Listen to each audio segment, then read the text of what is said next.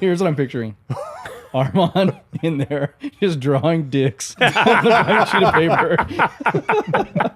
Someone walks in. I'm in flow state. Close the door.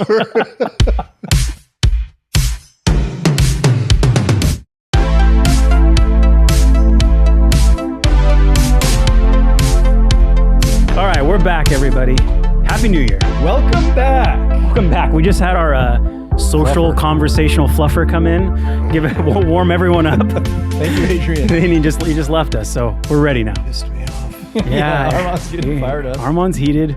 It's good. It's perfect. Yeah. Happy New Year's, boys. Happy New Year. New Year, new you, eh, fellas? Hey. We should probably figure out if this thing's working, because Well, you know, the we haven't good done news this in a is while. We have a professional in our studio today. Alan Bryce is in the building. He's in the building. What's up? He's He's here. making like side calls to make sure everything's working. This is incredible. The assistant producer's on the line. I would love to turn the camera on him, but I'm too scared to touch anything. Don't fucking do that. Yeah. So, you guys enjoying your year so far? It feels like it's simultaneously too soon, but also like it seems like I've been in that doldrum of holiday for way too long. You were there for quite a few weeks. You had both sides of the family. Oh yeah, visiting. I texted you guys out of like pure frustration. I said, I need to get the hell out of here. I'm gonna get in the car and drive. I'm gonna drive away. Take a road trip.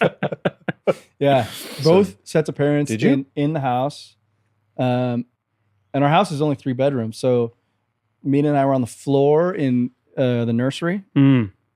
With JoJo. with JoJo, which wasn't bad. But I just think that having both parents around you As all a the time, 40-year-old man. as a 40-year-old man, it's just like there are limits. Yeah.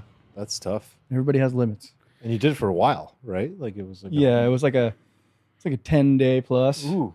It was a lot. Did you get some journaling in? You messaged us that you were coming from, texting us Yeah, instead from. of going on a long road trip, I journaled. You journaled, but you had to lock yourself in a room so you can get some silence I had and to alone lock time. myself How long in. were you in the room? Yeah, my journaling sessions go way too long, like 2.5 hours. Feels great. like Like once I start, if I get past the initial, then I can't stop. I just keep going. here's what I'm picturing. Armand in there just drawing dicks on a blank sheet of paper. Someone walks in. I'm in flow state. Close the door. It's all fake. It's all a ruse. This guy got a book deal. Just drawing. 2.5 hours? Never look at my journal. 2.5 hours a day? Never look at my journal. No, for that session, it was built up. It was built up brooding. I got that big ass calendar we talked about last episode. Just 3 weeks ordered ago. mine. Yeah, got it. Have you filled it out? Yeah, we filled it out. Like Yessie and I went through like top moments of the last year, things we liked, and things we wanted to for sure have happen again. And we kind of like got some weeks and months spaced out. Okay, so with it like this early into the year, you can't put anything like work related really unless you have a conference. So it's like trips you want to do. Yeah, well, a lot of it was like it actually was a lot of trip based stuff. But like even a little road trips that we do, those are on there. Yeah, it's not like intraday stuff. Like you want to go to the gym every day. It's just like, can you block out these big things that you want to do? Yeah, things you Aspirational. look forward to. Yeah, Okay. I think it's so critical. I can't wait for mine to arrive. I got 2. I got the big ass one and the kind of big ass one, Cool. the medium one.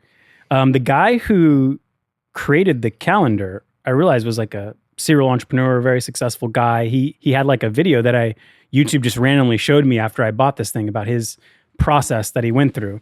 And he does these every 2 months, he does these micro adventures that are like little 2-day, 3-day things. Love these. I love those too. And then he has his Misogi, which we'll talk about later, which is like the big thing, your kind of year defining, potentially life altering thing that you do once a year. And then every quarter he tries to add a positive habit. So, and it came with the order, it comes with like a little guide on On the big ass calendar. Yeah, on the do it. Okay, so here's what I was going to ask you guys. You guys are big, powerful, busy folks, and you have like Thank you. Go on. total reliance stop, on your stop. calendar. I understand. Stop some more. What's it? Yeah, I've always wondered what it's like to But like a guy like not me, live in a just calendar. just a little guy like me, I like to be spontaneous. You know, I don't really necessarily always like to just abide by what my calendar says. You're retired. That's what I want to do when I retire. Right, there's plenty of room for spontaneity. I mean, you fill out a few trips. It's like, a couple weeks out of the year. There's plenty of room. Nah, That's what I'm wondering. No. That's what I'm wondering. Are you slave then to this big I'm an ass absolute calendar? slave. No. I'm an absolute slave. This is an honest man. I'm No, an you mean your absolute actual slave. calendar? I'm also a slave to my actual calendar. We talked about this. We talked about what semi-retirement would look like, and I said my life would look like no calendar almost most of the time.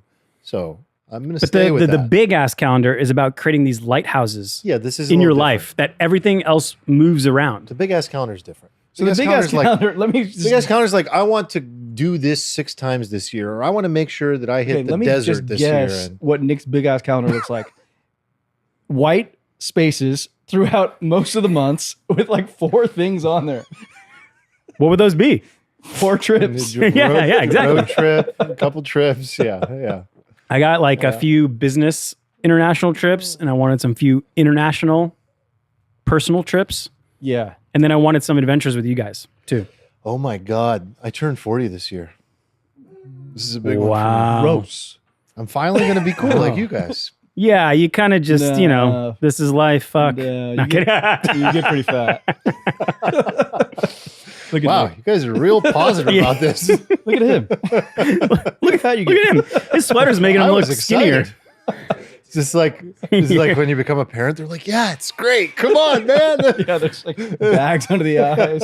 Miserable. Join the sick club so I have someone else to laugh at. I just listened to Peter Diamandis talk about living to being 150, and it's all going to happen in the next 10 years. You know, Dario Amade says we're going to double lifespan in the next 10 years. We're going to need more He's money. Extremely. You sure you're retired? Or no, 150? we're not gonna need money Oh. in this world. Okay. Universal high income. Universal Whoa. high income. This is Whoa. Elon's new thing. That's Hold on. Universal high income. This is like a new topic that we did This not is literally discuss. like money is no object for everybody. Sure. Yeah. Yeah, Yeah, that sounds sure. reasonable. Well, we'll talk about it. It's I interesting. don't think we will. What were we talking about right before? Oh yeah. Big ass calendars. Yeah. Well, anyway, I got to plan my year too. Okay. Mine's on the way. I have some adventures I'm going to propose. Okay. Yeah, I talked to our never our did mutual friends. Havasupai. Yeah, that's why I asked you about it. I just want to like Falls. understand what months The it would window's, potentially like, go into. now-ish. Like But soon. also September, October. I No, would it's love like to do that spring. one. It's like you book it now to get in like March, April. Because if you go summer May's too into late. like Grand Canyon, you're going to be swelled. Yeah, You're gonna I die. think May was the Yeah. last good month. Okay. Should my 40th be there? Yes. Yeah. That's Oh you my you've God. actually brought us along I some totally forgot. amazing. That was my plan. I was like, if we don't go, then I would do it for my 40th. Okay, I'll put it on the calendar. Okay. I also put some See, One I don't- more thing to put on your I business put some calendar. birthdays. If in I there don't too. write that down right now, it's never gonna happen. All right, well, write that down. Let's give a shout out to ZBiotics. So go to zbiotics.com/alfalfa. Use the code alfalfa at checkout to get 15% off the pre-alcohol. The pre-alcohol was a little saver for a lot of people during New Year's. I Please just believe. got some more because I have a conference coming up next week. By the way, won't be here, guys. That's your notification. Next week? Next week, I'm out. What are we going to do? I can guarantee you that I got the notification. Eric didn't. I actually didn't send it to you guys. This is the notification. no, I I, don't- got it. I don't you operate declined on- the calendar invite. Oh, I I did. don't yeah. operate on a He's not a calendar, and I saw Nick calendar invite declined. Wow, you actually checked that? It's right there, pal. Well, anyway, the pre-alcohol is the world's first genetically engineered probiotic, and it takes care of a nasty toxin. Acetaldehyde. Yeah, it's a nasty toxin when you drink, messes all in your gut, makes you feel like crap in the morning. So when you drink, that toxin is what creates it in your stomach, and the pre-alcohol helps cure that. So you drink it about 2 to 3 hours before you start drinking. And it saves the day for a workout, a work session, whatever it may be, so you can still stay productive. So I'm going 3 nights in Vegas for this conference, and I'm armed with 3 So ZBiotics. hold on. It's January, so this must be Affiliate Summit, Las Vegas. It is that time again. Yeah. You guys want to come? They just told me, they're like, so you coming? I'm like, shit. Okay, so I've been to Affiliate Summit in Vegas. I've been without Nick. I've just like been just because I was like there, or I was there with somebody who was also going. And Nick was like a celebrity. it was like a situation where he was like walking down the casino floor and everybody was like taking photos of him. No shit, the fuck and, outta like, here. trying to shake his hand But during affiliate summit? during affiliate summit. okay. And- Well, it's a conference that like I don't know. It's like a marketing conference. It's if you have a product. It's a These weird. guys are veterans. They've been at it for 20 years. Yeah, and it's just also a good excuse. They're known to in the boroughs. to see all of your work friends. You know, you have colleagues in work that you don't really hang out socially. You don't live in the same city. In these 5 boroughs. I'm known. I'm known. it's really just like a cosmopolitan. Do his shoulders go back when he's in the Yeah, Caesars? I shoot the cuffs.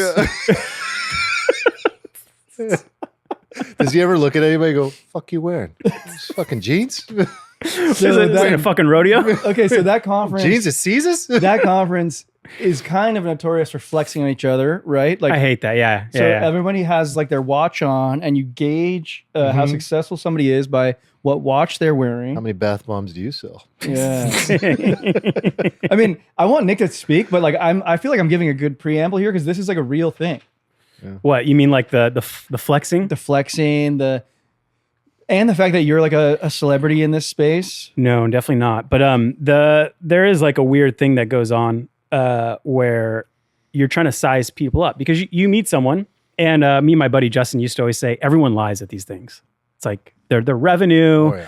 the orders you're doing, the volume you're doing, whatever. Just like assume everyone's like bullshitting and lying for multiple different reasons.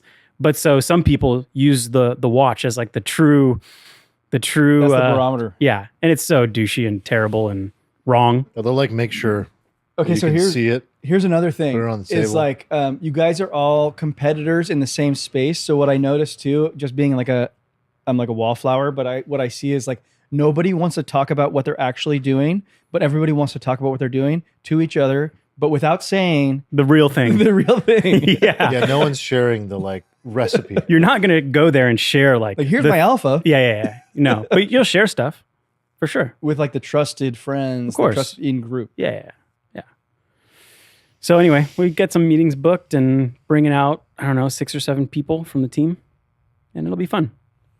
If it was Saturday, I would do it, but I don't know. So- I worked all last weekend. I'm probably going to work this weekend, but they're going like on Monday.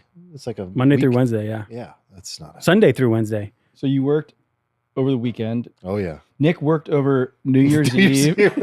New Year's Eve day. What are you doing No, no, New no, Year's no. Eve day? He was in here New Year's Eve till 11 o'clock. What's he doing? No, I wasn't. Yeah, You you fell said as- so yourself. You're changing the story. What now. are you Pod's doing working New Year's Eve? God, I was so productive. Did you work on Christmas? There's only 2 people here. Did you work on Christmas? No, I didn't. You probably Are you did. sure? My laptop time actually shows Didn't we get 4 a text, days. Like, what are you guys doing on Christmas? There's 0 on my laptop. It shows 0 screen time for 4 straight days. It was amazing. Okay, so you said that on New Year's Eve day, you're like, what else are you doing? What else could you possibly be doing other than work? I got a good workout in, and then I was like, I'm gonna go get all this shit done. Exactly He that. said those things. What else are you doing? What could you possibly be doing? We planned a trip for New Year's Day for the next 3 days, so it was kind of like this empty His day. big ass calendar was empty. So then we heard from Adrian. Jen was in here Yeah. on New Year's Eve. Yeah. Adrian was Not in under here. duress either, on their own volition. You think so? Yeah. He's holding a shotgun. Oh, Oh, my god! man. I like the start to this pod. Okay, so you guys can make fun of me for my dry January now. Oh, I hate dry Can we get January. that segment? I don't know. This Are is you allowed so to talk about? anti-Eric? You're just not allowed to talk about Of course dry you January can. until it's There's February. a nice little community in our Discord talking about it. You're It's 5 very days in. safe. Is it in the live It's channel? fine to talk about it. If you fail, you fail. Is it I'm talking wellness, about guys? it. No, it's kind of loungy right now. It's loungy. It's It's like pretty loungy. It's a little wellness and a it's little like a mind lounge. virus. It's spreading. So Eric, can I argue my enemy? Yeah, it sounds like you want to sort of like take my argument out of my mouth. No, I just want to You can see do if it. I got it. Yeah. Okay. So the basic argument is I can't even do it. I'm too excited right now. Your argument, your life is all about balance. So the idea of needing to do anything outside of the Tao, the middle way, makes absolutely fundamentally no sense because it's expressing this idea that like if you need to moderate in that one level of extreme, you clearly have a problem or you're not going about this in a sustainable way. So you don't see the value of a respite. You think that the best value is what is the way to operate every single day and just operate that way for the rest of your life? Yeah, a dry January is just like a cop out for a drunk.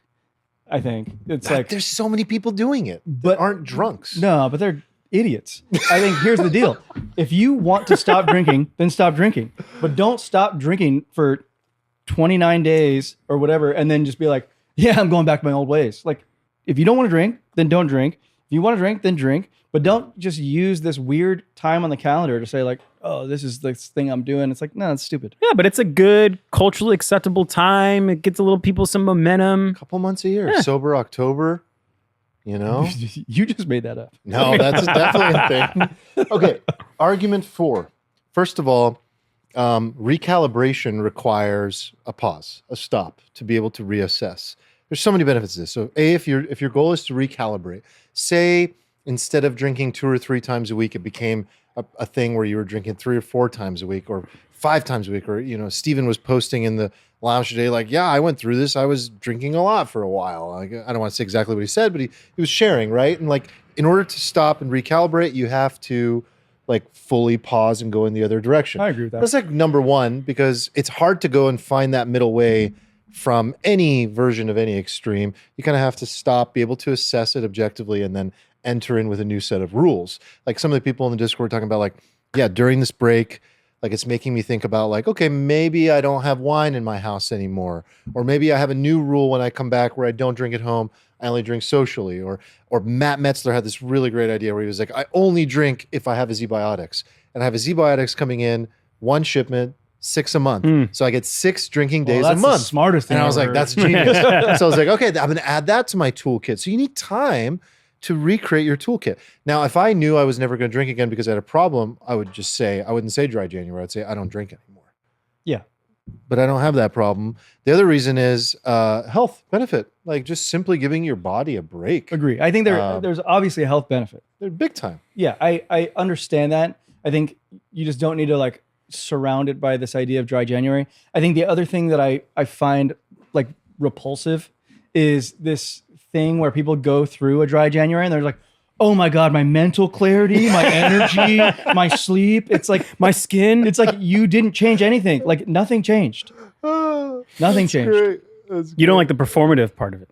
Yeah, it's like the pageantry that surrounds it. Is Pageantry. like I'm okay the post. Post, that's fine. See, a lot of people end up staying off of whatever they stop. Well, if that's your desire, that's great. And then they end up realizing how much better they feel. So they're not lying. Like they do feel better. I think there is a little bit of like maybe confirmation bias that's built inside of it where you're like, oh, I did this effort, so I should get a result. The result is that I feel mental clarity. And it's like, did you, or does it feel the exact same? Probably does. It doesn't feel the exact same. Waking up at 7 a.m. on Saturday, fresh as a dove, ready to tackle the day, feels a lot different than waking up hungover, you know, Okay, I on agree. a normal Saturday. I agree. But like, if like you At don't have 9, like a you know. alcohol moderation problem, then you might have had drinks on Saturday night. But if like come Monday morning, you didn't drink Sunday because you can moderate your alcohol intake, you're sober on Monday, you feel also good. No, not necessarily, dude. Like that's the problem with 30s, and you guys 40s probably gets worse, right? It's like you get You wouldn't know, like pal. You you wouldn't get even know. You get 1 or 2 drinks and you're hungover. You get 1 or 2 drinks and you're hungover. Like when we drink on the pod, I wake up hungover no matter what. Well, actually, because of our friend that I, you know, have in my pocket, like that helps me wake up feeling a lot better. But without that, I would have woken up feeling terrible every single time. And I still don't feel 100%, obviously. It's like that can be 2 drinks and it can do that to you. Anyway, I think the point is about health, break, recalibration. But the thing that I did stop forever, not dry January forever, is the fucking Zins, man. Like, and that was the most brutal first, like the 4 days of this year were Like a so brutal, bro. period. So brutal. Like I tried to do it. So it's been 6 months and it started for fun, you know, seeing these guys. I just do it, showed let me Nick on his try phone. one. By the way, I switched the camera over to Nick on his phone, just completely. I'm pulling up nonplussed. something that's relevant. No, he's nonplussed by the combo. He's just like, No, he's fuck looking this. for I'm gonna yeah, keep doing no, my he's Zins. looking for something. I know what it is.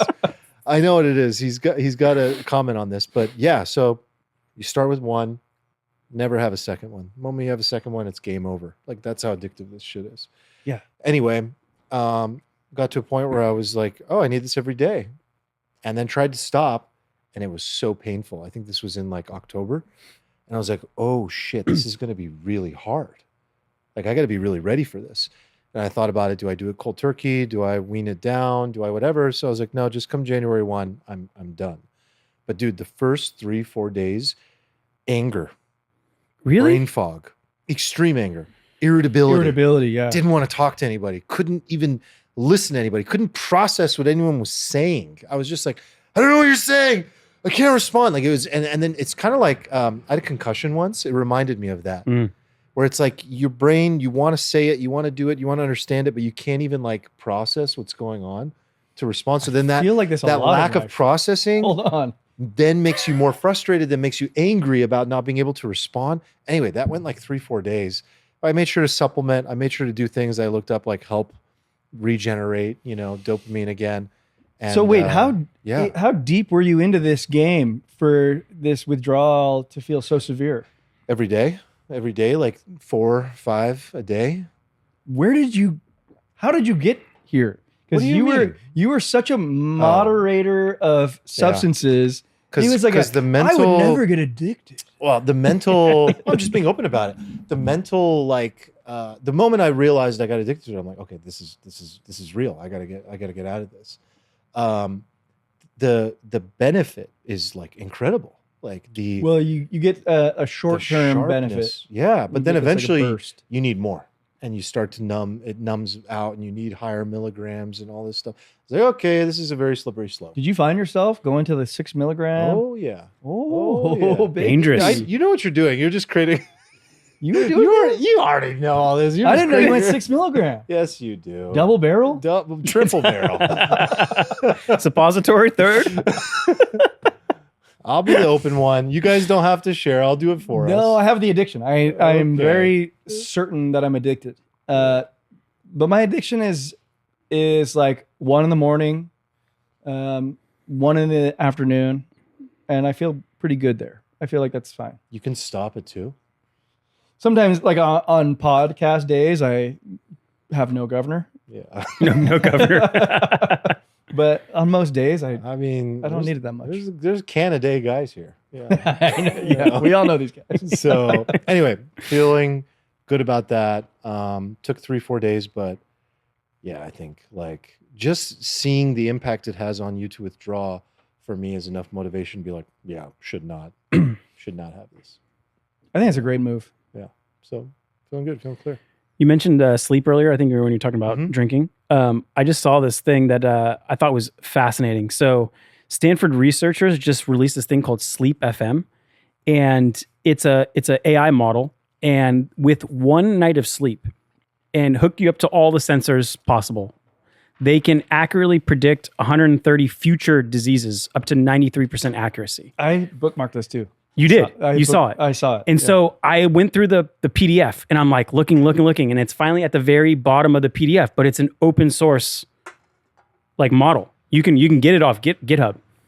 And I think someone should weave this into, productize it. oh my God, like Yeah. what an amazing open source gift from Stanford to be like, Look at this. you can, I don't know anything about this. it, Can I you mean, show it? What is it?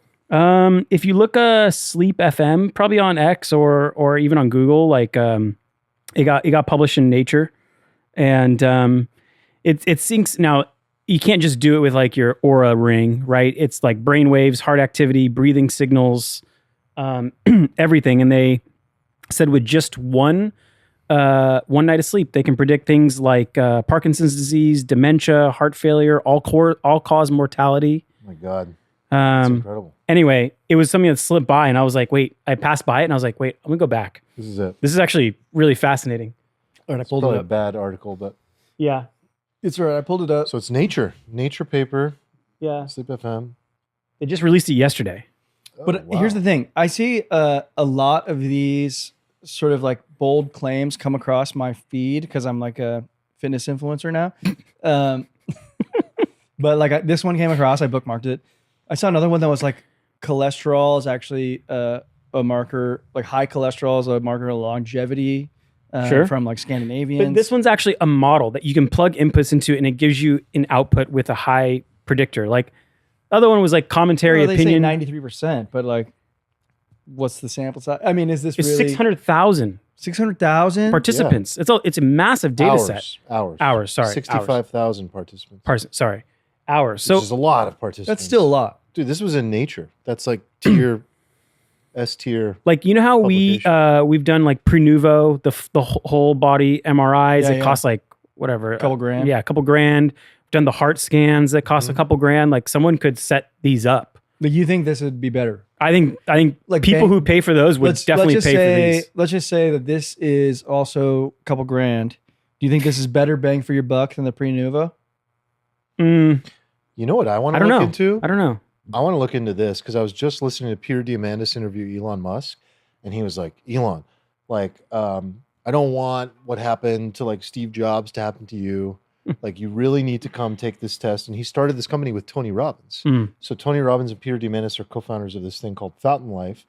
And I was like, damn, I got to look into this. And then they brought up what Nick and I did. And he was like, well, I do the full body MRI. And he was like, dude, that's not enough. Like, there's all this stuff that we do that's like, I don't know. I need to look into it. I'm talking like from a very like just barely scratched the surface. Discovery but phase. Yeah. Fountain Life apparently is I feel like if you have the Really additional legit. funds, like Function is a good with some of the add-ons, the blood testing, the whole body MRI, and then I'm trying to remember the heart Yeah, scan look at I this did one. that actually gives you like a 3D modeling of your arteries and if there's any plaque in See, there. that one, that third thing that you mentioned, people don't often do, but I feel like that one seems So worth it incredibly because valuable. like you do these calcium scores, they give you a score, but like in this one you can see every artery leading And in and out of your heart, the plaque buildup. and you could see like a kind of like a section of it, and it'll show you exactly where it is and is it soft, is it hard, and then you can have a doctor go over with you and And just from your experience, you came out pretty clean, right? yeah, clean as a whistle. Thank God. Yeah, right. But if it didn't come out clean, let's just say it was like you had like a problem area. The idea is that can't be reversed necessarily. It can be mitigated. I think if it's like hardened plaque, no, you can't reverse it. But yeah, you can implement a protocol. Stuff or Talking about hard stuff, baby. Oh, okay, yeah, hard stuff. Yeah, you can't reverse the plaque. But like if the plaque hasn't calcified yet or solidified, then Yeah. you can kind of like slow the build or something. Stop. You can Yeah, stop Because You can I think stop you it you want with- to get the three big widow makers, which is like cancer, any kind of like heart disease, and then maybe like a dementia / Parkinson's, Alzheimer's, category. And I feel like the whole body MRI should be early detection of cancer. We've had friends, parents who've found early cancer and stopped it because they took that scan. The heart disease one is helps. I think the blood tests also help with heart disease. And yeah, I don't know. So I think that's like the good trifecta. This looks legit. It's $20K a year, Whoa. but well, Whoa. 10K Found and life. 20K, and then there's even an Epic tier that's enterprise level cost. Sounds too steep for me, bro. No, I think I'm ripe for this. All right, boys. Hey, there's Uncle Tony. Tony's gonna give you a discount. Give me a coupon code. All right. see it. Which of our three topics you want to hit first? You want to do like current events and then kind of like go through the rest? Yeah, Yeah. What's going on in the world? imperialism. Imperialism. You want to talk imperialism? So yeah, Maduro got de-iced instead of like sending him out. They like brought him back in. I'm curious what you guys think. Like, I would like to go through the arguments like for it and against it and see what you guys think. I think that'd be fun, at least. Well, can you, for the layperson, give a breakdown of what just happened, what transpired?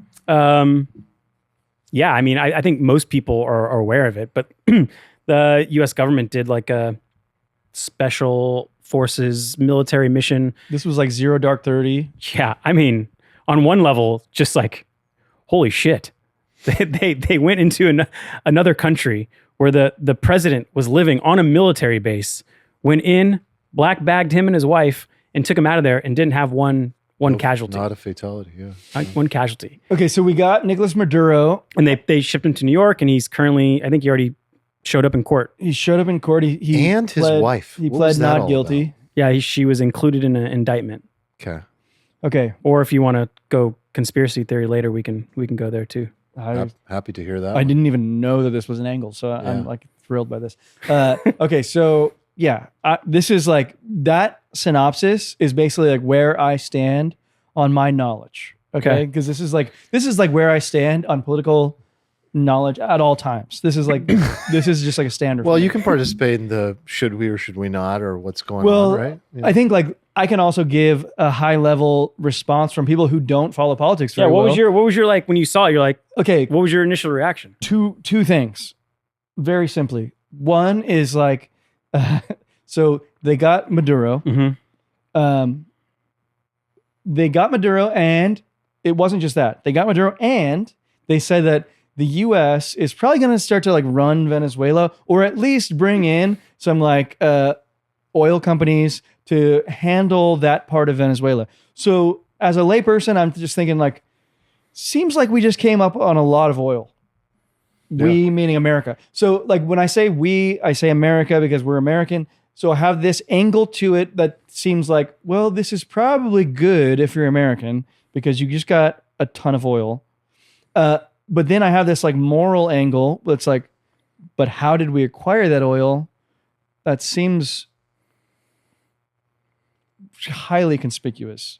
We've acquired it how we always acquire. We acquired it how all great empires have always acquired resources. Knock. Here comes democracy. It just looks different now, and people freak out more about it. But this is how it's always been done. Can I give you the other side of that argument, just so you're aware of it? Like, about 100 years ago, the U.S. oil companies came in and invested billions of dollars to like build the Venezuelan oil industry from scratch.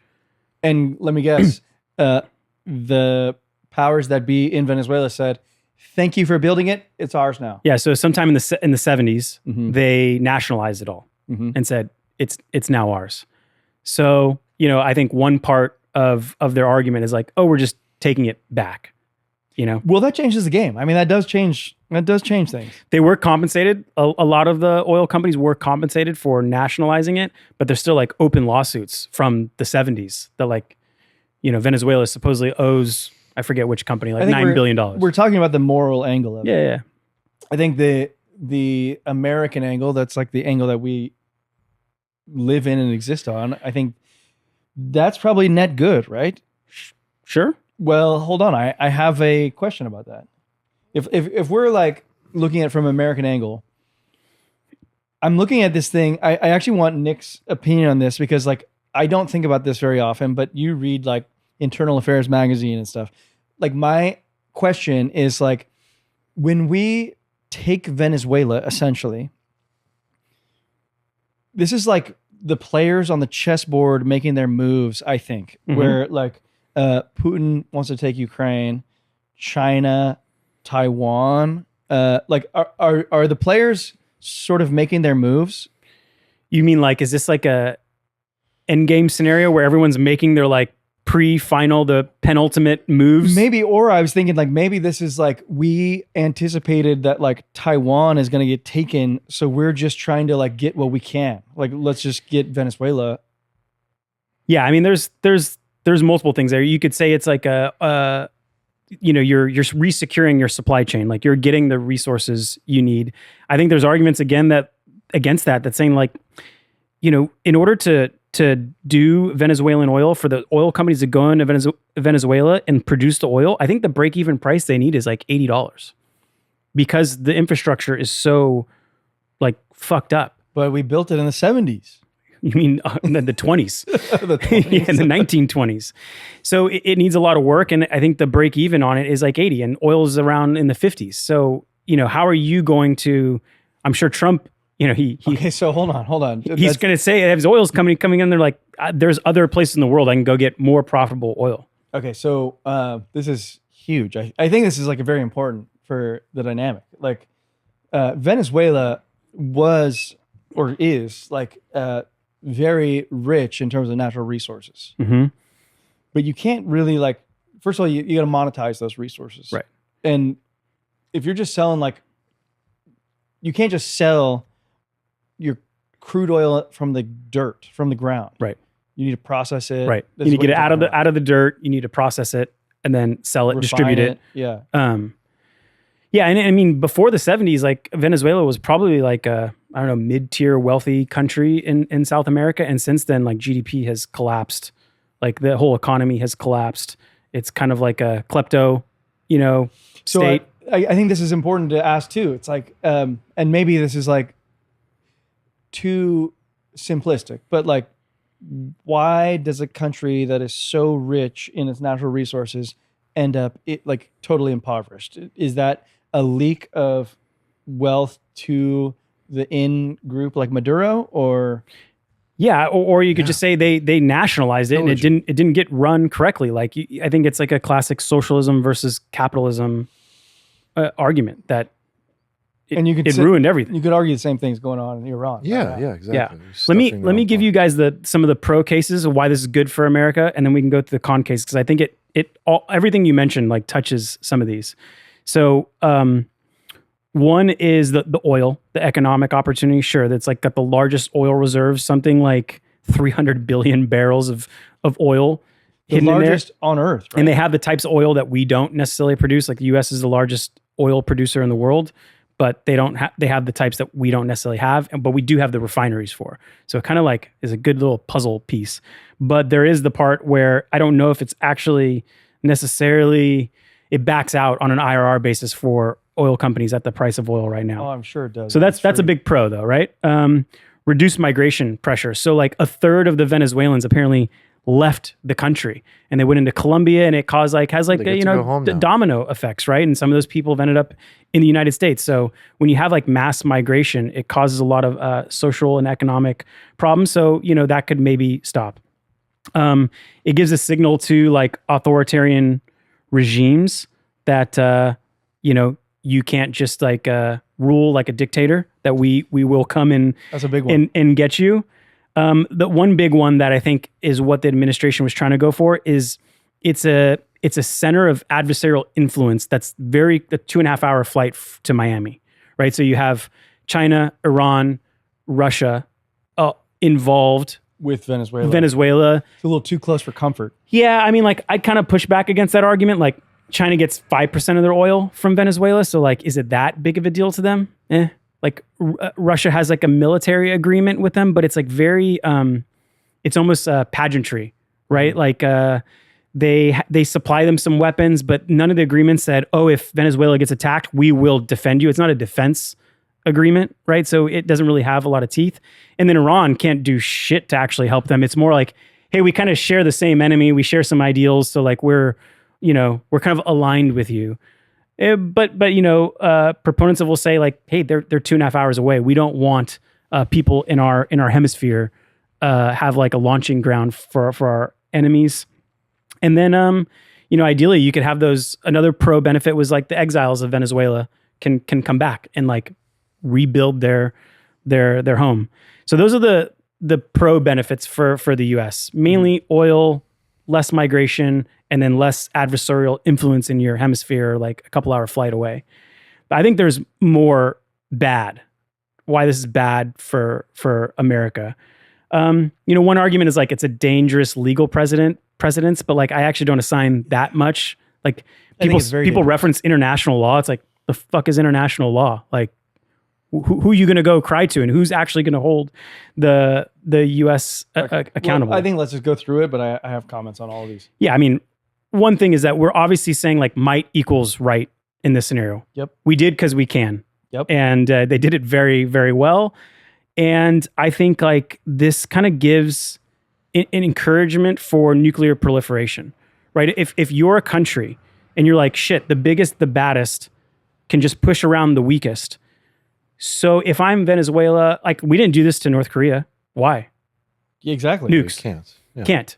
Right. So, and I think it actually encourages, smaller states to actually acquire nuclear weapons. There's the argument that you have like a potential for prolonged, not just like military boots on the ground, but just instability, right? Like when you shift stuff at the top, Libya is a good example, but they didn't really like do regime change, right? Like same regime is still in there, just the Well, I think the president's gone. I agree. I agree with this one wholeheartedly. You kind of empower Russia's narrative, right? Like, because they're like, well, no enemies, or you get to control your own hemisphere. Well, they would like to control Ukraine. I think the biggest one is China in Taiwan, right? Like China's social media like popped off, was like, oh, we can learn from this. Oh, you can just do that. You can just do it. And if you're going to do this, like, comeback of like the Monroe Doctrine or a modernized version of it, which, the big powers get to control their hemispheres. Well, China looks at it and says, well, this is like a very good example to learn from when it comes to Taiwan. And we don't want that. And as American, what is more impactful, that we have access to my life every day, that we have more access to oil in Venezuela, or the fact that this might increase the likelihood that China invades Taiwan, and for 2 years you might have China was going to do it anyway. Well, okay, this was my thought, dude. All we did is beat him to it. So to Nick's point, it's a race. We prefer to have go get access to the semiconductors. I agree with Nick, but I think your point is right. That's like, this was in response to knowing that Taiwan invasion's incoming. Someone's sitting there holding a gun saying, let the games begin. And the U.S. is sitting there going like, well, I already know what move he's going to make. So I'm going to go get mine now. Yeah, let me just go get the one that it gives them a model of what to do and how to do it. You don't want to do that to the U.S. Like, who gives a shit about Venezuela? For an American citizen, you don't give a shit about Ukraine. That has zero impact on your life. Venezuela, zero impact. So why make that the move you make when actually Taiwan would impact all of our lives? Like, remember in 2020, there was like a chip shortage. There was like for like 6 weeks, there was a chip shortage. Like the U.S. car manufacturer market almost got crippled. Okay, so in just 6 weeks. So I agree, but we've been making every move that I've been following has been in anticipation of this. Which is so good. It's like bringing Taiwan Semi to Phoenix. It's bringing Intel into like the global manufacturing landscape. It's like, this is all in defense of China. And when do you think Taiwan. that'll actually be like usable? Usable? I don't know. You know as well as me. I think probably better than me. It takes a long time. Over a decade. That expertise. But Taiwan Semi is on our shores now, operating. So like, I don't know if they're building like the high end chips, but they like are building their plants here. So that is like at least an escape valve. And we're leaving a whole other huge topic out, which is the whole Greenland NATO situation right now that we should definitely, throw into this. But if you zoom out, the whole thing is like, and we can react to the pros and cons, but like, I'm kind of like you, Eric, where I don't read about this stuff. But I what was your first reaction? Like when you saw it, were you just like, I was like, holy shit. Yeah. I mean, the way I look at this is like, everything is unraveling and the game is changing and the chessboard is flipping. And it's all been in the works for a while now. This is not a plan of just sort of like reactive, emotional. This is very strategic, very planned. All these chess pieces fit together like very cohesively. And so I think the big thing that we're seeing is a shift from this like multicultural, harmonious, globalist perspective on everything, where the U.S. is the superpower and takes care of everybody and empties its pockets to keep the world secure, to like, hey, what have you done for me lately? And Trump has been the first one in his first term to look at Germany and look at NATO and just be like, this is wrong. You're getting pillaged. You owe me a lot of money. This doesn't make any sense. This is a bad deal. This is a bad deal. You say you're an ally. What are you doing for me? And then what are you doing for me? And so then he was like setting the stage in term number one. Obviously shit went down, didn't get in the second term. And then now he came in sitting there for 4 fucking years, furious about exactly what he was going to do. Takes it 6 months to a year to get going. And now he's in that position where the plan is being executed. And what plan is being executed? I think this is all about imperial expansion, resource accumulation. And I didn't take it seriously or literally enough when he said America first. When I first looked at this, I think my reaction to some of this like interventionist stuff was like, wait a second, this isn't America first. And then it only took me like 30 more seconds and I was like, oh my God, this is like super America first. Like everything he's doing is about, okay, I know the moves you're going to make and you're going to make, and I have to accumulate as many resources on the chessboard as possible. And then that's why he's even claiming things like the Greenland move yesterday where he threatened military action, which could end NATO. Okay, and if he ends NATO, all he's doing is benefiting himself and America and Europe is the one that loses. Before we go to the NATO So, thing, you know, I do want to get to that. No, I do want to get to that too. I think the question I have on Venezuela, because I'm so naive to this game, right? But like what I've seen before is like we go and like, what about Afghanistan? We go into Afghanistan, we're saying we're going to put democracy into here, and Those were lies. Okay, so they're being open about what they're doing. Okay, now. so that was one of the most fascinating things about it. He's Okay, like, so- we're here for the oil, and like we want to end this migrant crisis. So what I want to just understand, I guess, is like this is different this is time. different. This is self-serving. We want to go there. We're not spreading democracy. We're going there for their oil to make ours. We're gonna topple- not to like serve you at all, really. Yeah. But in a way, it's serving you because you get rid of Maduro and you get rid of like authoritarianism. or No, whatever. the same regime's still in power. Well, yeah, because Maduro is a part of a party, and the Right. party is still there. Right. Well, guys, I mean, power. Define power. Like we're in power now. We're in control now. Maybe. Like Maybe. we have a say at least. Maybe, you but know. I think this is they important might even too. be using our dollars. No, but it's important too that like Maduro wasn't even like the guy in charge. It was like the party was calling shots, and the party's still there. We only got Maduro. Yeah. Did you know that Something's going to change. I think Corby said, pretty sure there were casualties between 80 and 100. I saw that too. saw But do you know that the 66. majority of the people, of the military people guarding Maduro, Cuban. Yeah. And apparently like Cuba has this like a security for oil subsidies, agreement there. So they were the ones who were protecting Yeah. them. And they're the ones no who got U.S. murdered. casualties. But yeah, I read 66. Which is wild. That is wild. It is It's clinical. so... That's some Mission Impossible shit. This is Zero Dark 30. But I think like I agree with point number 3.A of the pro column that said that this sends a message to other leaders in the world. Like, how about the Ayatollah in Iran? But I'm telling you, the message is like, let the games begin. That is the bigger message. So I agree, and that's a bad message. I agree. It's an inevitability. First order be effect. first to strike. Ah, No, because Absolutely, when in a fight, you are be first the to first strike, punch. and then what's happening is like maybe okay. To your point, Nick, is like why Venezuela. It's not about why Venezuela. It's like the games have begun. Do you have your plan? Are you ready? Because I know my 4 next moves. I'm going to get the Ayatollah out. No. I'm going to take Greenland. I think I'm going to threaten military action to get a better deal out of you. He probably won't do anything militarily in Greenland, but the repercussion of the Greenland thing, if we do want to get to it, the end of NATO is a real like thing here. I'm And saying what that that, like, means is who Russia and gives China as an American get stronger. citizen, who cares about Venezuela? Who cares about Greenland? Like, you care about Taiwan. Like, that's all that matters. yeah, Taiwan's a big one. But how like if What do you're you want them to if do you're playing about it? civilization, you just get the territory that's close to you. You Get the expand things close. you can do. That's bad for us. Venezuela's not bad for us. But China having Taiwan, very you're saying- bad. You're Okay, saying how do you want to stop No, that? you're saying let the games begin is bad. But what Armand is suggesting, which I agree, is that the games had already begun. Yes. And if we're just going to sit and be reactive, that's worse. The games are happening subversively in the background, and now it's like, game on, everyone. yeah, We're being obvious. I'm about saying what we're starting the doing. fire gun was a bad idea. Okay, well, either way, it was going to happen. I don't know. I don't have an opinion on that side of it. And maybe it will happen. And maybe if China's smart, they'll just be like, we'll wait for them to build semiconductor capabilities domestically, and then we'll take it. Yeah, because then we wouldn't fight. And then you don't fight. Right. And like, we honestly, does the United States care that Taiwan is a democracy or not? We don't. Who give gives a about shit? that. Of course, the U.S. doesn't care about who's a We democracy. just want to get the We're best semis, friends with baby. We're best friends with the Saudis. Like that has nothing to do with it Yeah. anymore. That has nothing to do with it. Has to do with deals, money. That's it.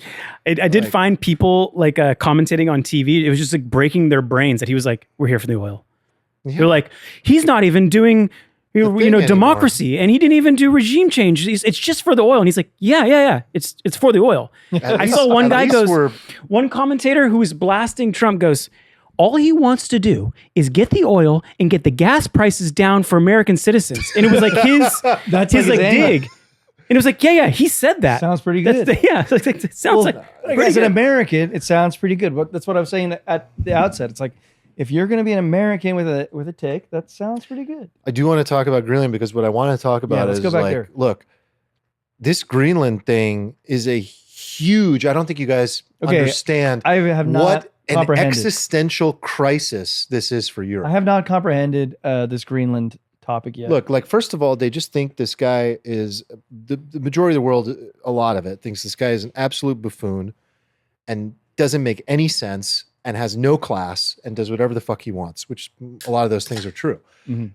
But they don't understand the deeper part of like what some of these, they think it's like 10, 20% of Americans that support this guy and like what he's even up to. And so the fact that he's even like threatening military action to go take Greenland is just like insane to both Greenland and Denmark and everyone in all of Europe, because it's also like, wait a second, if he does this, this is like basically an attack of an ally and another ally.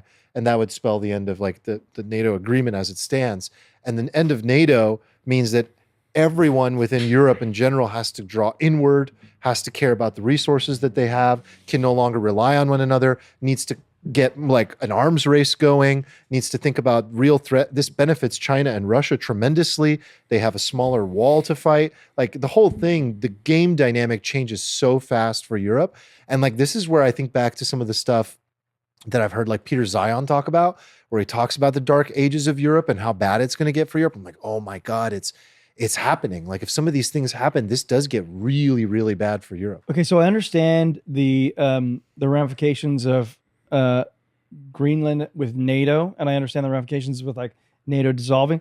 What is the strategic benefit of getting NATO for the U.S.? It's like shipping lanes. You mean getting Greenland? Getting Greenland? Oh, sorry, yeah, Greenland. It's like shipping lanes through the north. I- No, it's to ICBM protect ourselves warning. against China and Russia. It's so you want to have You want to have detection anti-missiles. and shoot down capability in Greenland for ICBMs from Russia and China. Also, like commerce, right? Like you want to have like economic claim to those like those waterways. You There are don't. You want to have resources freedom of to- navigation, right? You don't want to like someone to say, no, I own this. So I thought the waterways were kind of obvious, right? It's like it's a pathway to go. Yeah, But then I wasn't thinking about the ICBM defense. for sure. It's the chess thing. It's like, okay, what are Russia and China going to do?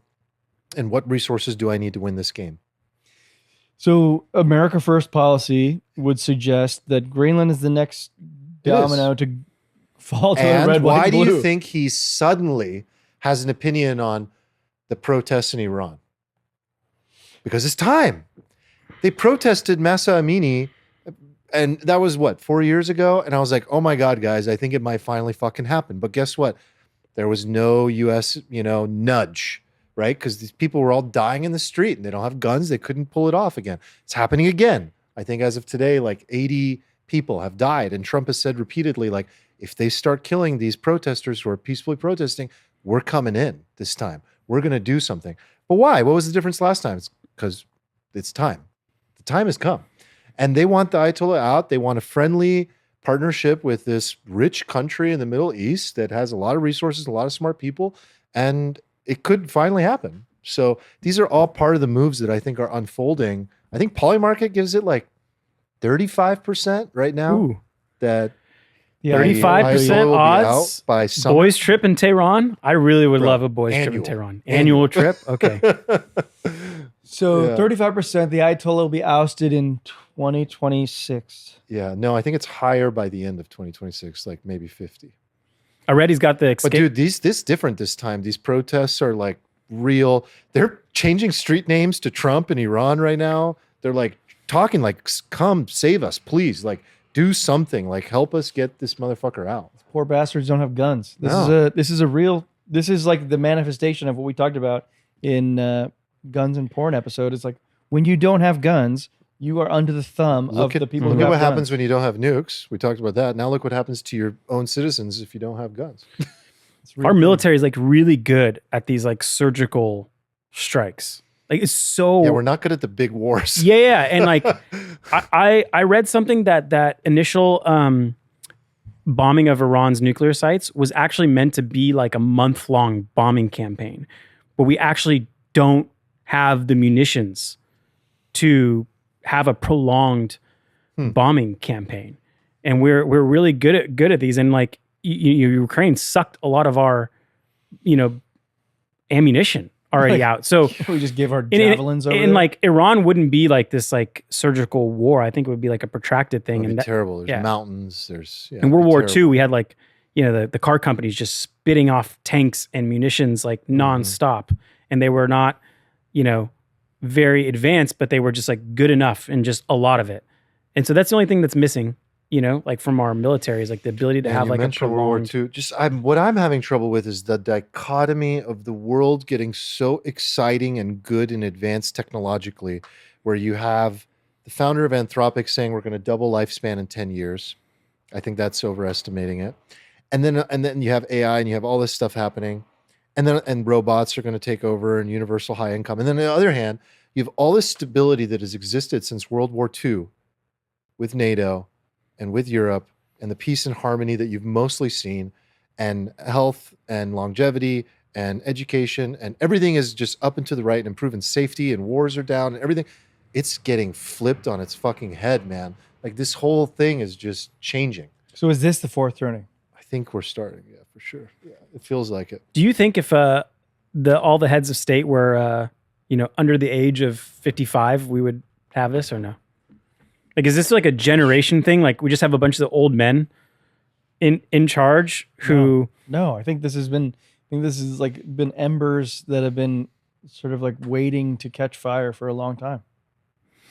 It's so funny how like sometimes everything just goes down to like the basics, your geography, the resources you have, the like population that you have, and can you fight, and can you produce for yourself? Can you run independently?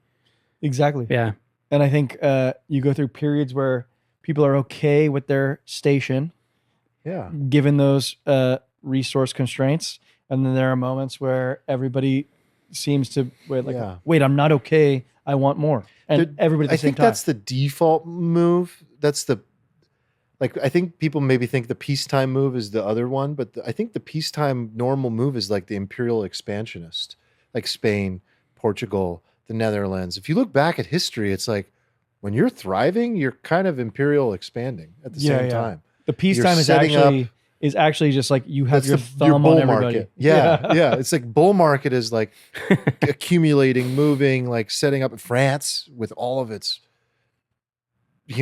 colonies in Africa and everything. Like, would you buy Greenland bonds if we bought Greenland? I haven't thought. Gotta finance it somehow. I haven't thought about that yet. Buy your Greenland bonds. I hope Venezuela becomes a nice, safe place to go to. I've always wanted to go there. My real estate might be cheap, but Yeah. Oh my God. Okay. So I was thinking about this. The currency in Iran is called the rial, right? Mm-hmm. But there's like a colloquial name called starts with a T or something. Toman. The tomal, or say it again? Toman. Toman. Okay.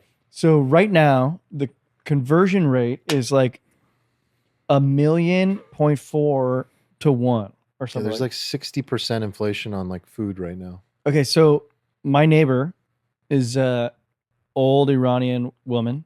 She's like, I bought a apartment complex for $3 US. No, she She told me this. I mean, this is my neighbor told me. This is like in the past or whatever. And aside from this parable, which she's no bullshitter, man. But she told me that she bought it for that price. But what I'm thinking is, at some point, there would be a killer opportunity to invest. Oh my God, it'd be unbelievable. You talk about how much brain power has been locked in both Venezuela and Iran, but in particular in Iran. Like, And there's like no Mina engineers Mina being tells hired, me the it's like scientists that exist. Gorgeous landscape. Yeah. She's from the north, which is like coastal. It's like And they've had no money to build it out. Like, it'll be the new Turkey.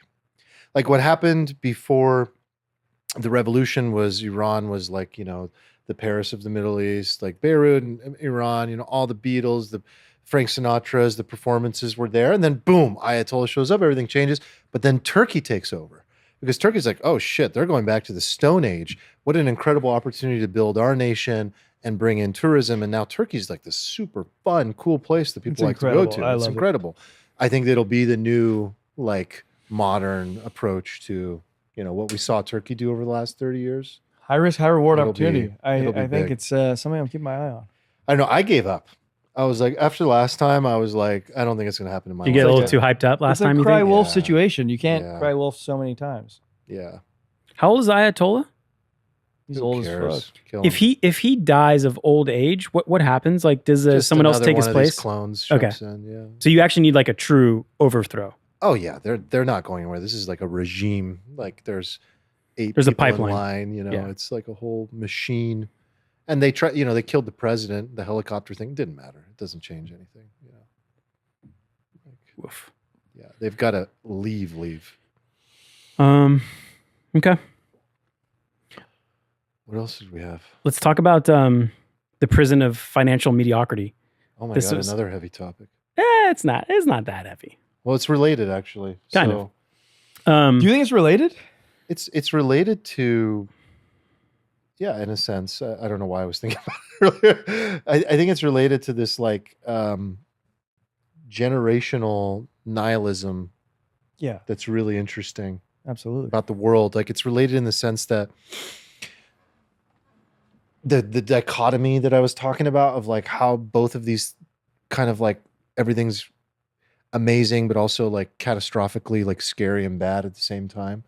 And like when you're 15 and you look at that, which, so yeah, what we're talking about is this article on X that I'll went pull it up. right really viral, 15 million views, The Prison of Financial Mediocrity. So I think it was written by a Zoomer. It's written really well. And did you read it, Nick? Yep. And it basically like talks about all the things that we know and we've talked about a lot on this podcast, a lot actually, but like in one really great essay. So in particular, I think it's interesting for someone to read that doesn't know the psychology of the nihilism that Zoomers are going through and why they behave the way they do. And I think it's a lot bigger than I gave credence to before. I was like reading along with, in the Discord with Rizzy and Marty recently, talking about like, this is not just some like cult niche movement anymore. This like Nick Fuentes stuff. Like this is like this is our political future, It's Yeah. like the ideas that these are founded on. Yeah, we should describe a little bit what the article Yeah, I'm says. bad at doing it. So You do I'll that. give you a quote from it. I think it's a good starting point. The author says the traditional path to wealth accumulation is closed, not difficult, closed. When boomers hold 50% of national wealth while comprising 20% of the population, and millennials hold 10%, despite being the same share, the game reveals itself to be fundamentally broken. And he goes on to talk about it in like a framework of Maslow's hierarchy of needs. Mm-hmm. He says it's like in this weird place where like the bottom rung is kind of solved.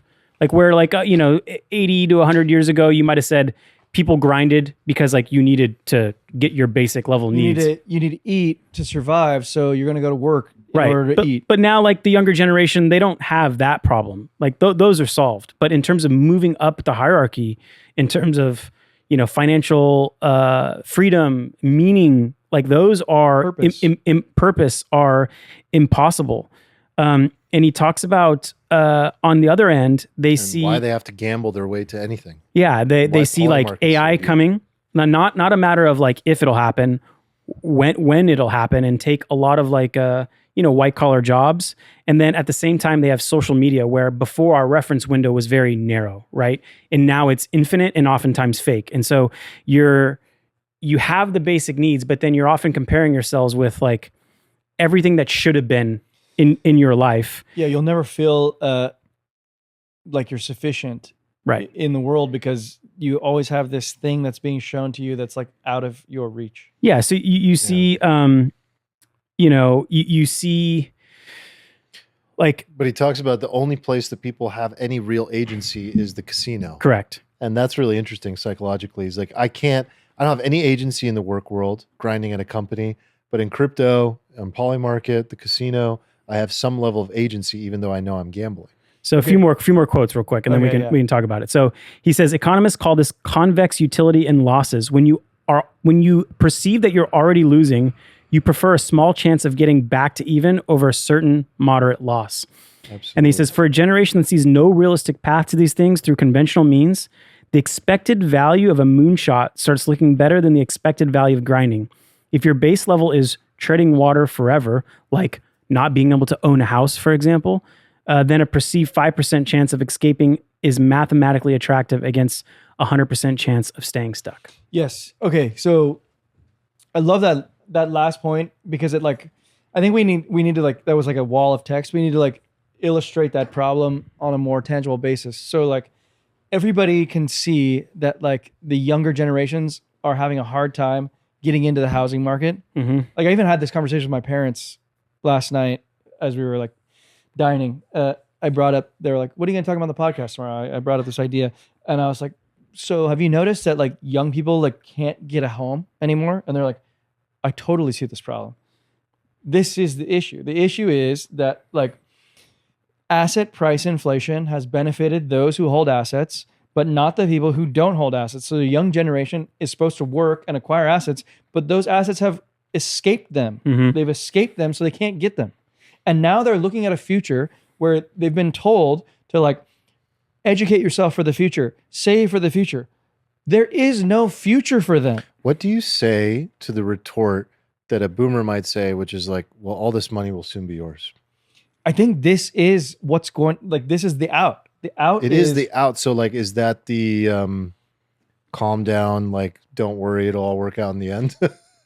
Not if Peter Diamandis is right and everybody lives to 200. Yeah. It's like, well, give me some of that now. Like, let me buy the house now. If you have 3 homes and, you know, you live in a 4,000 square foot place for 2 people, like, what the fuck? I mean, the generational transfer will be enormous. It'll be enormous. If Peter Diamandis is wrong. Well, it'll be enormous. It's just a matter of when. Yeah. But in the meantime, the reason I don't think that argument works personally is because you can't have a generation that suffers for any period of time, because that period of time of suffering will create chaos, mass and it just won't disillusionment. work. Yeah. Well, Disillusionment, I black think pills, being what- eaten up on sidewalks. Like, it's what his just not gonna work. conclusion is illustrates what the disillusionment is like manifesting itself as today. Is that like the young people? What's the? It's like the convex, whatever the phrase Long is. degeneracy. Long degeneracy. Yeah, that's So what he people said. are- You're left with no choice. The logical choice from a cognitive bias perspective is just gamble. Gamble. Like go for Get the moon back shot. to even. Going for the moon shot because your future is so grim that like you have. Yeah, because the pure logic is like, don't gamble because it'll get worse, but no one wants to stay at a -10. Right. So like and the gamble move gets me back to a 0. I'm guilty They're of just this. trying to get back to 0. I'm guilty of this, but I'm like part of a boomer class, I suppose. Like I'm guilty of telling people like, don't go into the meme coins. This is like negative EV. This isn't worth your time. But he demonstrates the fallacy in that. It's like these people don't have the luxury of what I had, which is like you can like save and compound. Yeah, Steven's given this advice. He's like, embrace convexity. You need to, because what are you going to do? What else are you going to do?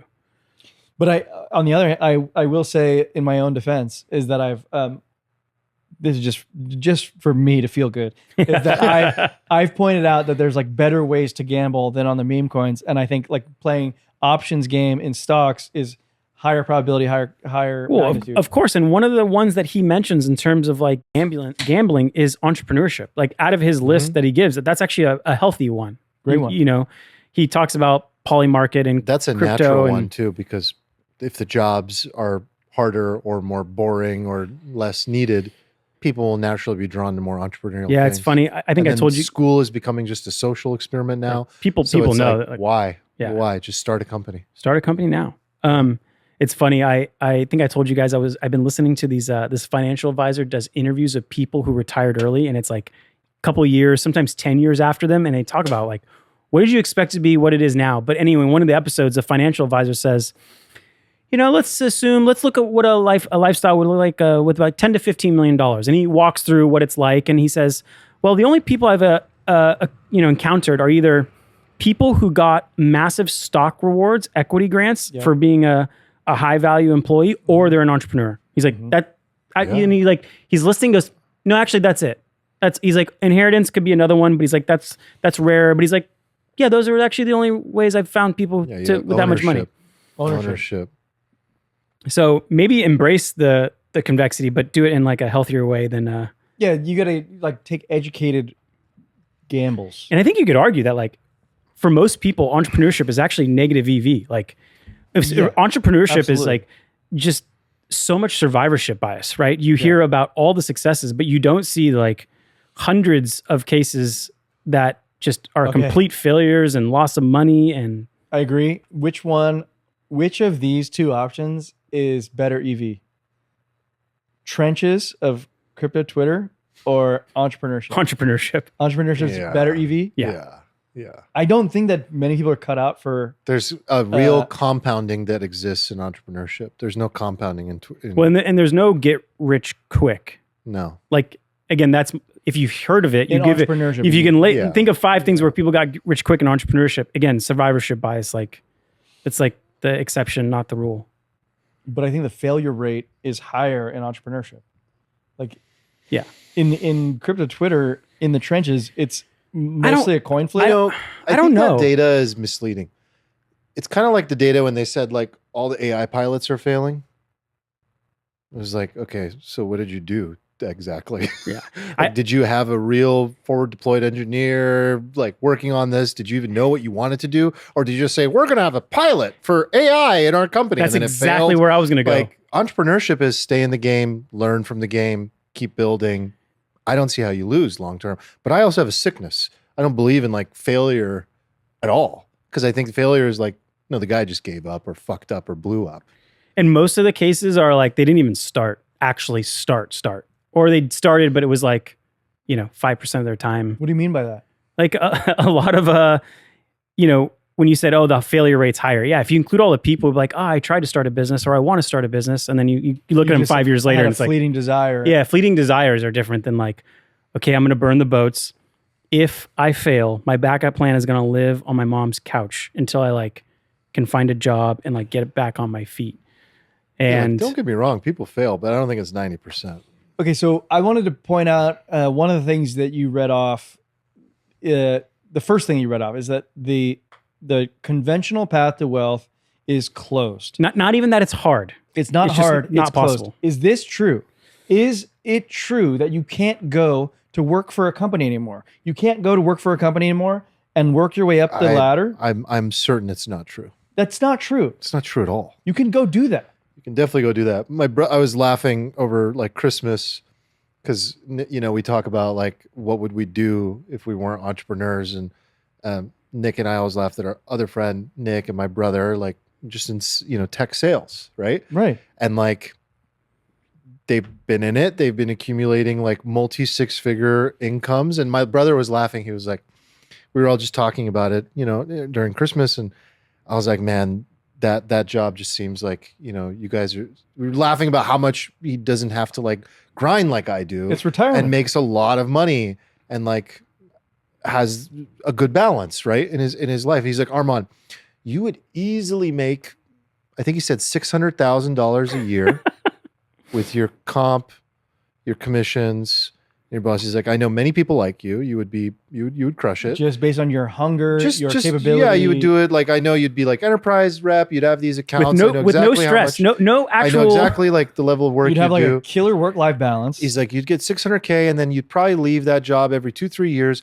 You get stock options in OpenAI and Google, in Truly, all of them, right? Databricks. You just go collect all the best and then logos. And like you're done. And then you take that and you put it in index funds, and you make 15% a year. And how are you not rich as fuck, like from doing that? Yeah. And if you don't spend it all every year, if you don't spend it all and you max Okay, out but your isn't this a little 401k, bit of like, hey, and you we're in our max own out little your Roth bubble? IRA, So this is survivorship bias. Like add up all the employees at I'm those just companies. giving you one path. Like, I'm just giving you yeah. one path. Okay. No, I think any top 10%, like, and I'm just giving you one path. Yeah. And then he goes, but you'd never do it. And he's you like, would you never do it. either quit or get fired within 2 weeks. Yeah, you would never do it. But He's like, you I could never do wonder if this is available to the middle of the curve. Like, can the middle of the curve get a job like this? Because the American dream was sort of like the middle class, white picket fence. Like, is that dream dead? I don't understand. Engineers are in demand. Product people are in demand. Sales people are in demand. Like, it's tech. You need to go into tech. And then you have a new industry, a new class. So here's my real question. Let's talk about like more majority. Are those trades role jobs, like becoming an electrician, a path Yes. to being able to like play this game and make it at all? Like if you could make 100K, 150K. 150K a year, yeah, they do make good money, and then invest that in the stock market, Right. not too risky, can you be okay? Can you still win in this game? I think so. So I guess I don't like know. here's something we talked about on a previous pod, which is like you don't become, if you want to succeed, you don't become married to your dream. You become married to the idea of success, and you find whatever path you can get there to succeed. And I think like I admired you guys because you are examples of people who will succeed. You'll find any path to do it. Entrepreneurship is a path, but like I think under different circumstances, you might be an electrician and just be like, I'm gonna make 150K a year, I'm gonna invest it, and then I'm gonna do this other path. I think you can be okay doing that. I really do. I think you don't have to live in San Diego. You can live in Ohio. You can live in Kansas. You can make 150K. You can put it in the stock market. And I think it's harder to support a family off of that. But I think you can What about do buying it. a house? I mean, look, houses in some parts of the country are 300K. San Diego, they're $2 But in million. that part of the country, growing up, like high school, college, are you surrounded by people who are in tech? Like that, your 50 No. closest colleagues? Like, No, are you you? have to be in That's what I'm saying, five like, major cities. Middle curve, not in terms of like capability, but middle curve in terms of that particular path that Armand just described. Like, I don't know how many jobs are in Right. that role. Like, Yeah, you can't go enterprise a sales. million of or course. under? Yeah, you can't go A million or enterprise under sales, jobs. of course. Mhm. so But you can do. other things. So are we plumbing. talking about like the middle of the curve? But even with those guys that are going the tech route, like their days are numbered probably because AI is coming for all of them. Depends on the role. But yeah. I think it's a matter of when, not if. Yeah. Yeah. I mean, eventually that applies to everybody. But maybe not like I suppose it applies to everybody. But like there's a longer runway for those folks that are like working Yeah. hands on, Oh yeah, big time. Um, Or relationship based. relationship based has a long runway. Mm-hmm. Like I think enterprise sales. That's why I bring up that example. Is like it's got a long runway. But it's a very like niche segment that's It is. hard to get into. It is. and you know, granted, both those people had to start cold calling. Yeah. In a bullpen. It wasn't like, here's your accounts, so you can start making 200 grand And a you year. got to perform. You got to like Yeah. prove yourself. It's not like Yeah. they just hand 600K. But both those guys do play a lot of golf in the week. A lot of golf. They're- They still lose in Nick golf still trips beat to 'em. people who don't play, but it's weird. It's weird. we call them exceptional. Yeah, we call them exceptional. They're not- God, I hope they're listening. So I guess to close it, like gamble.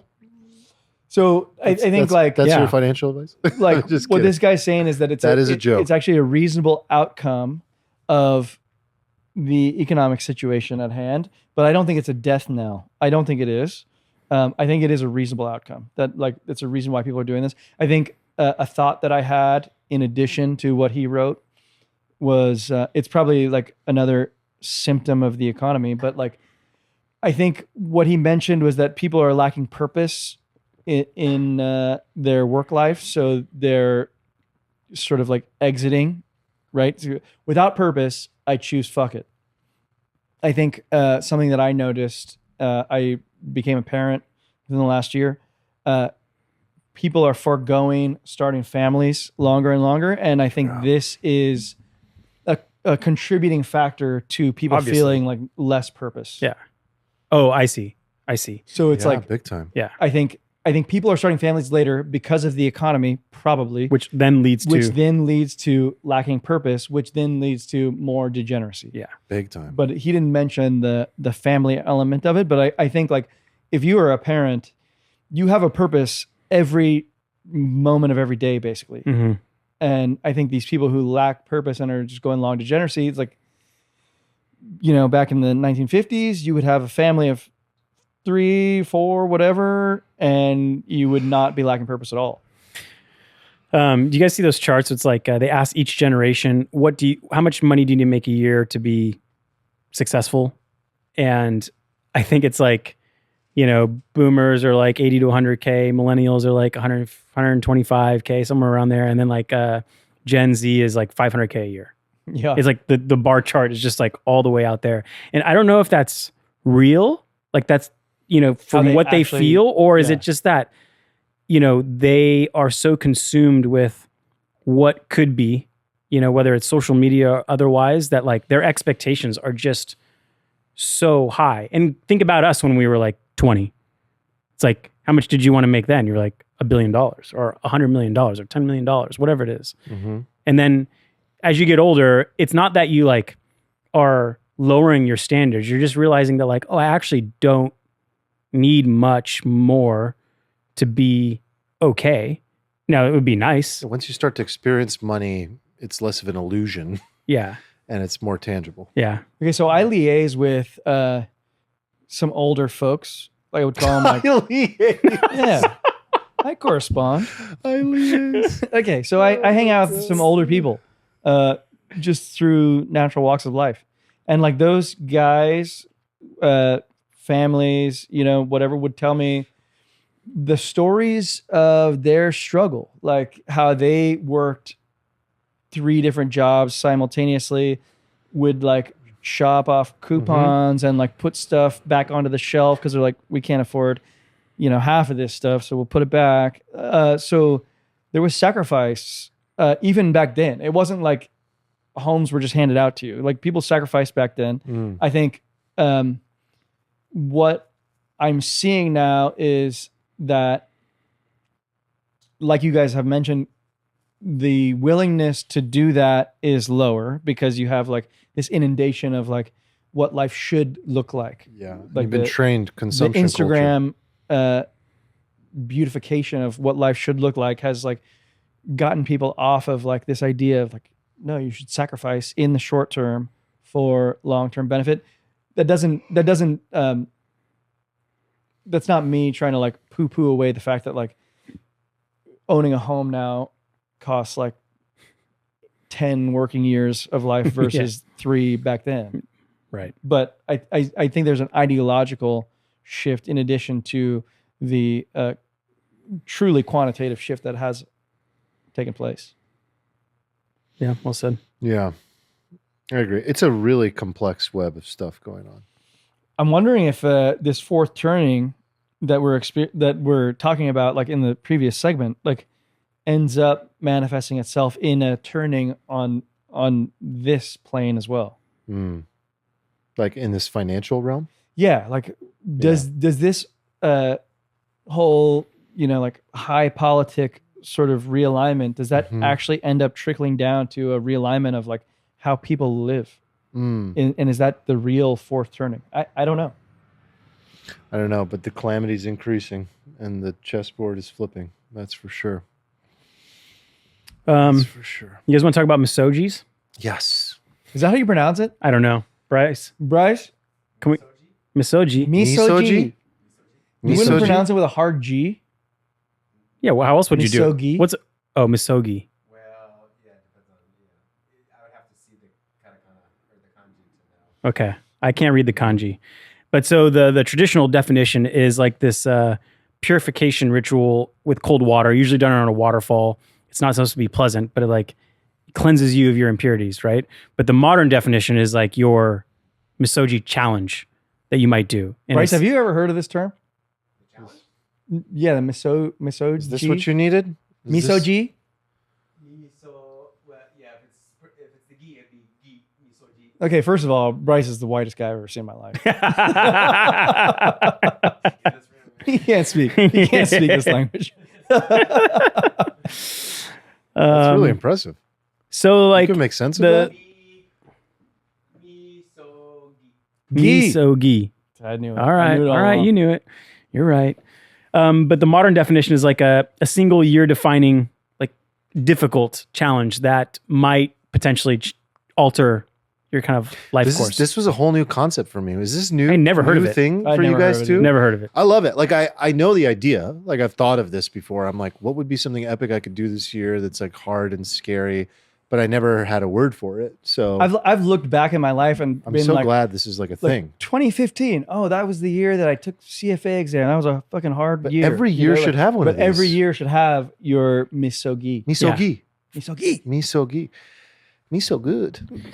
Yeah, So I mean- what is yours? Well, you do yours every day. Like building a company is fucking hard. It is. It is. I don't think that counts. Though. No, it doesn't count. It definitely doesn't count. I don't think it should come from your core occupation. I agree. It's supposed to be a personal challenge. And it seems like it's not necessarily. I think it can be not work financial. craft related. Like it could be financial. It could be like, I'm going to make $10 million this year by doing X, Y, and Z. I have a clear path to doing it. I I just don't need know. to do Yeah, I these don't know if things it's every that. day. It's not as good It that seems way. like it's more like physical endurance challenges. It could be like a Creative. psychological, social challenge. Like, okay, I'm not going to be on Instagram for a year. It could be a creative one for sure. I think if it was going to be professional, it should be like craft oriented. craft oriented. Be like, I'm going to learn to be an electrician. I'm Yeah, going to get that's certified exactly as an what I was electrician saying. this year. I get Become a professional electrician. Uh-huh. Yeah. These are good. I have one, but it doesn't feel like I'm being pulled that this is the year for it. It needs like another year or Let's two. throw for around that some one. ideas. Just throw Well, it I out want there. to. I want to play the piano, Okay. but I want to do it in the first year that my oldest Rumi also get her lessons and learn together. That'd be fun. She's turning 3. I think I want to do this at like 4 or 5 at least. I don't know. Tiger Mom would start at 3. I mean, we did start at the cabin Okay. like last week. How did you start? You know, there was a piano. We just started playing. But I mean, to Smashing start, white? smashing. Smash- She was smashing singing and C. singing and learning. She was learning. She was like, it goes higher here and lower, and it was I interesting. suppose that's where you start. Yankee Doodle. So, that's one, but I don't have the one for this year yet. My buddy Daniel texted me about hiking Mount Shasta in Northern California. It's like a 2-3 day hike. It's a 3-day? Yeah. I've never heard of that. In the snow. So I've heard of Mount Whitney being pretty hard, Yeah. Yeah. Mount Whitney's, but that's people would knock it out in a day. yeah, it's like a 2-day thing, maybe. Or you could do it up and back. Yeah. Here's some examples. You got more? Pick one area. No, just like some general high level. One area that would make you feel most alive if you went all in on it for 6 to 12 months. Body, craft, wealth, art or expression, relationship or community, or spirit and mind. I need more specific ideas. Like the few that I can recall, like climbing Kilimanjaro for us, like that has supplied so many memory dividends. Like I think we've relived Like it one of more, the first ones in here, summit a major peak. more than we actually lived it potentially. Yeah. Is how That's such I've an relived it interesting way to more look than I at it. actually lived it, and it's amazing dividends. Write and publish a short book. Do a talk tour. You could do something like go on X number of like meditation retreats, you know? It's also supposed to have some like risk. Like the probability of you succeeding shouldn't be 100%, right? Correct. It's not supposed to be a guarantee. Yeah, you because can that do would it. like if you run marathons a lot, a marathon doesn't qualify. That's pretty interesting. Okay, because like, hiking Mount Shasta, I know nothing about Mount Shasta, but what I know about hiking is it's just walking Yeah. uphill. Unless you need It's to like pretty easy. in the snow, unless you need to put the clamp-ons and the ice pick and Well, that's pretty gnarly. yeah. But okay, But you So- go with a guide, right? I mean, you don't for that hike. You don't necessarily need to prepare. You just need to be in excellent physical condition. So I'm having a tough time since we even talked about this topic. I'm having a tough time identifying my own because what you'd want is just like the framework that I'm using is that you'd want to look back, you know, maybe like 8 years from now and be like, oh my God, yeah, 2026. That's the year that we did X. Right. And that's all that matters. It's like you just have some memorable thing that we did this. And that was like either the first time you did it or it was like a pivot point in your life where you did that. And for me, I think like, I don't know, I'm in a weird place because a lot of my buckets are kind of full, like professional wise and everything. I think the bucket for me that I'm still trying to figure out, I suppose, is like the parenthood one. Mm-hmm. And, you know, something that we're struggling with is this idea of like being tethered with our kid, you know, like we feel like we've lost our freedom. And I want to sort of... You have. You don't feel. You Oh, just, yeah. you just have. I've- Yeah. I Okay. totally lost whatever freedom I had. And I think I want to regain that by like taking my first international trip with a 1-year-old, I suppose. But like, that also doesn't feel like some big, like, it feels like 100% probability that I could succeed with it. So it You may doesn't- not enjoy it, but you'll get there and I back. could do it. But like that to me seems like something that I would look back and be like, oh, that was the What if you first- did a You health could do one? it like where we're going to live abroad for a month, or we're going to go 4 times this year, would be and we epic. have to spend a month abroad each time. Or But is something it like a that. group thing, or I thought it was supposed to be like a personal thing, Yeah, like where you're not necessarily dependent true. on other people to do it. You can do it with other people, but your own success is not dependent on someone else doing something or not. Okay, doing so something. should this Misogi also be kind of like smart in a way, like meaning it's like measurable, I think actionable, specific? culminating in an event is particularly useful, right? In like a game, a competition, an event, a thing, right? Like, so if you wanted to like, I want to lose 10 pounds or whatever, like it should culminate in some kind of like competition or event.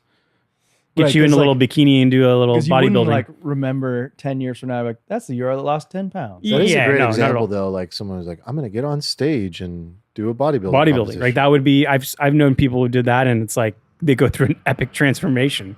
No doubt. Yeah, Big time. But I don't want to put my little wiener in a thong for you guys. Ooh, pilgrimage, Camino de Santiago, that's a great one. done with a single question you carry the whole way. That's a in vow Spain? year. Yeah, it's in Spain. A Yeah. vow year. Pick one vow: truth, sobriety, anger, media consumption. Keep it for 12 months. These are good. I mean, what I did want to do, but I don't understand if it counts, is 10-day Vipassana silent retreat. That one qualifies, right? Does it? Because Yeah. you're saying like it's something you need to work toward, and I like that there's a risk of failure and it's scary. But what am I working toward? It's just a date on my calendar and I just show up. I think so. I think that's okay. Okay. But like I saw on the list, like a silent retreat. And I definitely want to do that. which Vipassana is like the. If you want to do it, let's do it together. Well, I don't know if I want to. First of all, you could. No, you wouldn't You talk. could never do it. You don't. Gonna put money on it? See, now I need stakes. I've heard it's like incredibly painful. Painful. Not I'd be speaking fine. for 10, Be a 7 Well, 10 it's, days. it's No. physically painful too. Yeah, because you're also 'Cause you're meditating and sitting. a Sitting lot. for Yeah. like 8 No, hours I a would- day. You- would love it. No, you wouldn't. You go fucking I crazy. will do one I in my bet- own home. Oh, I bet you could. No way you could do I'll it. just play FIFA. You would. You would. no, that doesn't you would cry qualify. uncle I won't first. speak. It's perfect. There's no It's phones. literally a joy. There's no phones. All I want to do is play FIFA uninterrupted for 10 days. Just Okay. let me do that. Journal every day is like. Does that count? Yeah, because then you'd have this thing. You could just. Is a have your- habit tracking thing like? Does that count? I think so. It doesn't sound like good. Doesn't It's good. culminate in an event, but it could be like No, a it book doesn't of your journals culminate. that maybe you give to your kids later on. Oh my God. I just came to this realization that I'm going to do a Vipassana on my own terms. Party of one in a hotel room with my PlayStation.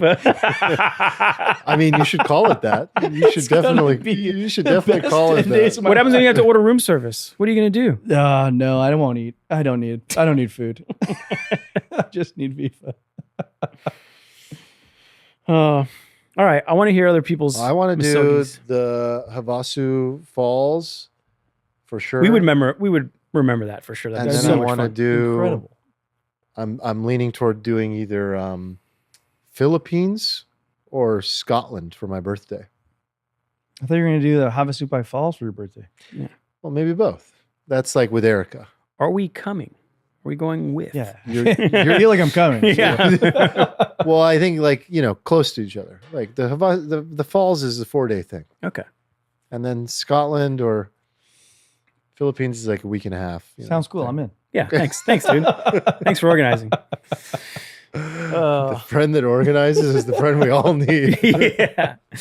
All right, guys. That was fun. Well, I want to hear people's ideas for their misogi. Yeah. Bryce, you got one? Yeah, tentative.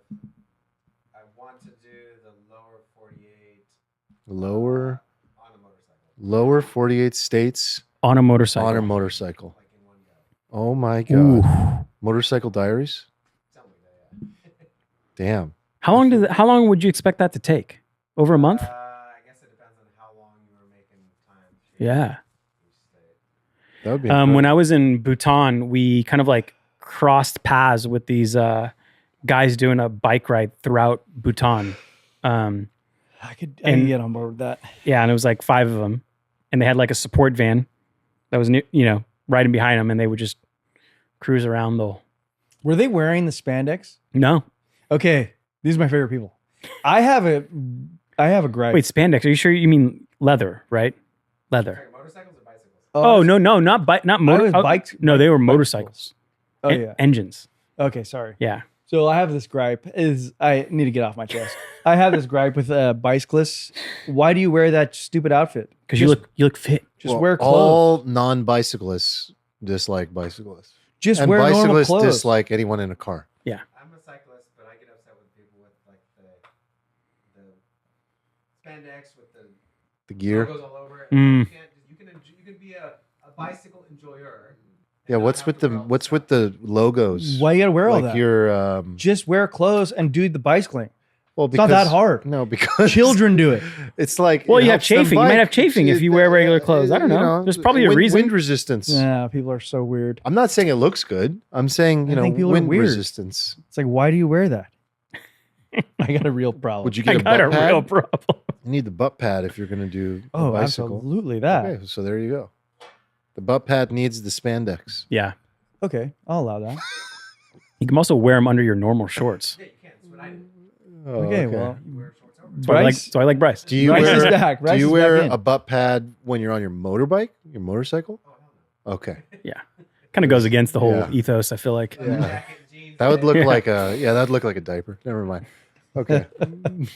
sorry, I just had to get it off my chest. I'm glad you got it out. Yeah, you got it Thank you. off. All right, guys. Good start to the new year. You'll be back next week. Nick will not be. No? Nope. What do you think you're doing? Nick is Working. going to be shaking hands with everybody who encounters him. Women are going to be asking for autographs on boobs. Like I've seen this guy. You guys like operate- Ronaldinho? Where I've the- seen him operate in The Vegas. Jensen Yeah, leather dude, jacket. It's insane walking around with Nick in the casino floor. He's Sure. a boob signer? Yeah, it's insane. Dude, that's crazy. People are like, man. you know him? I'm like, I don't know. I could see him being like, "Oh, okay, Have you seen the video of Ronaldinho signing boobs? No. Oh, it's so good. Ronaldinho or Ronaldo? Ronaldinho. Oh. Ronaldo doesn't sign boobs. Come on. You would love to. Signs He's Yeah. never been asked. Yeah. Never been asked. Oh, that's mean. He's a great player. But Ronaldinho's a different thing. All right, guys. Thanks Good everyone for stuff. joining. Like the video if you haven't. Subscribe to us on YouTube. The boys will be back next Wednesday, 5 p.m. PST. It was very on alfalfa. YouTube. That was great. Oh, great. Very Good start to the year. Yeah. All right, guys. Thanks for joining. Talk to you later. Later.